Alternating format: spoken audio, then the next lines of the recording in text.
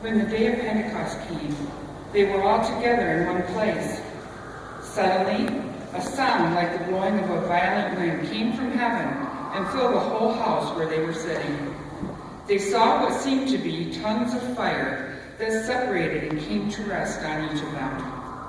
All of them were filled with the Holy Spirit and began to speak in other tongues, as the Spirit enabled them. Now there were staying in Jerusalem God-fearing Jews from every nation under heaven. When they heard this sound, a crowd came together in bewilderment, because each one heard their own language being spoken. Utterly amazed, they asked, "Aren't all these who are speaking Galileans?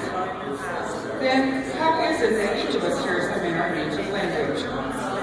Parthians, Medes, and Elamites, residents of Mesopotamia, Judea and Cappadocia, Pontus and Asia, Phrygia and Pamphylia, Egypt and the parts of Libya near Cyrene, visitors from Rome, both Jews and converts to Judaism, Cretans and Arabs. We hear them declaring the wonders of God in our own tongues." Amazed and perplexed, they asked one another, "What does this mean?" Some, however, made fun of them and said, "They have had too much wine." Then Peter stood up with the 11, raised his voice, and addressed the crowd. "Fellow Jews and all of you who live in Jerusalem, let me explain this to you.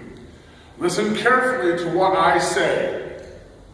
These people are not drunk as you suppose. It's only 9 in the morning. No, this is what was spoken by the prophet Joel. In the last days, God says, I will pour out my spirit on all people. Your sons and daughters will prophesy. Your young men will see visions. Your old men will dream dreams. Even on my servants, both men and women, I will pour out my spirit in those days, and they will prophesy. I will show wonders in the heavens above and signs on the earth below, blood and fire and billows of smoke.